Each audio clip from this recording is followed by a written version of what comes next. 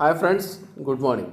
ఈరోజు ఈ వీడియోలో మనం ప్రజెంట్ పర్ఫెక్ట్ కంటిన్యూస్ టెన్స్లో ఫర్ లేదా సిన్స్ అనే పదాలను ఉపయోగిస్తారని మీకు అందరికీ తెలుసు. ఫర్ ఎలా ఉపయోగించాలి, సిన్స్ ఎలా ఉపయోగించాలనే విషయాన్ని మనము తెలుసుకుందాం. పీరియడ్ ఆఫ్ టైంకు ఫర్ ఉపయోగిస్తారని, పాయింట్ ఆఫ్ టైంకు సిన్స్ ఉపయోగిస్తారనే విషయం అందరికీ తెలిసిందే. కాకపోతే మనము విత్ ఎగ్జాంపుల్స్ చూసామనుకోండి, ఎగ్జామ్లో ఏమాత్రం తప్పులు చేయకుండా కరెక్ట్గా ఆన్సర్స్ రాసే అవకాశం ఉంటుంది. కాబట్టి నేను ఇక్కడ కొన్ని వర్డ్స్ ఇచ్చాను. ఈ వర్డ్స్ వచ్చినప్పుడు మీరు ఖచ్చితంగా ఫర్ అనే పదాన్ని ఉపయోగించండి. ఇప్పుడు ఎగ్జాంపుల్ చూడండి. ఇట్ హ్యాస్ బీన్ రైనింగ్, వర్షం పడుతూ ఉంది. ఎలా చెప్పాలి? ఫర్ ఏ లాంగ్ టైం, చాలా కాలం నుండి. ఫర్ 10 minutes, 10 నిమిషాల నుండి.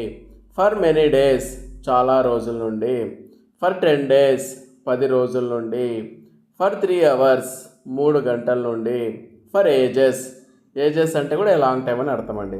ఫర్ 4 weeks, 4 వారాల నుండి. ఫర్ ఎ ఫ్యూ డేస్, కొన్ని రోజుల నుండి. ఫర్ ఎ ఫోర్ట్నైట్, 15 రోజుల నుండి.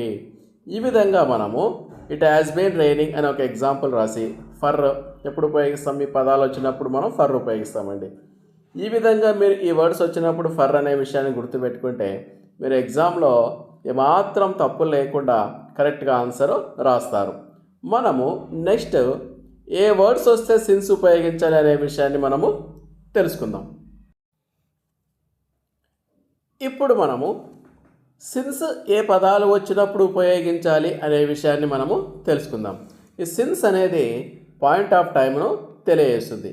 మనం ఎగ్జాంపుల్ చూడండి. ఇట్ హ్యాస్ బీన్ రైనింగ్, వర్షం పడుతూ ఉంది. సిన్స్ ఎస్టర్డే, నిన్నటి నుండి. సిన్స్ లాస్ట్ వీక్, గత వారం నుండి.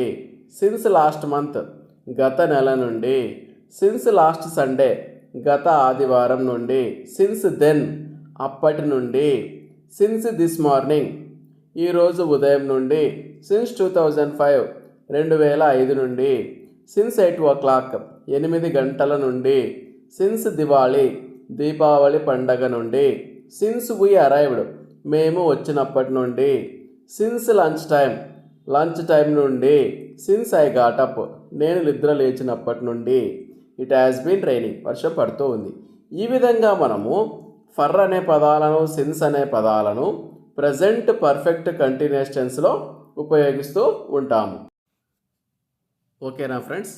ఈ వీడియో ద్వారా మీ నాలెడ్జ్ ఇంప్రూవ్ అయ్యింది అనిపిస్తే ఖచ్చితంగా మా ఛానల్ను సబ్స్క్రైబ్ చేయండి, ఈ వీడియోస్ను షేర్ చేయండి, అదేవిధంగా లైక్ చేయండి.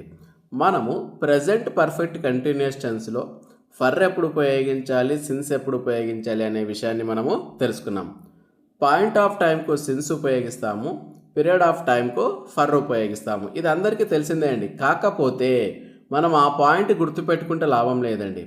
ఏ వర్డ్స్ వచ్చినప్పుడు ఫర్ ఉపయోగించాలి, ఏ వర్డ్స్ వచ్చినప్పుడు సిన్స్ ఉపయోగించాలి అనే విషయాన్ని మనం గుర్తుపెట్టుకుంటే ఎగ్జామినేషన్లో క్వశ్చన్ ఏ విధంగా అడిగినా కూడా మనం కరెక్ట్గా ఆన్సర్ రాసే అవకాశము ఉంటుంది.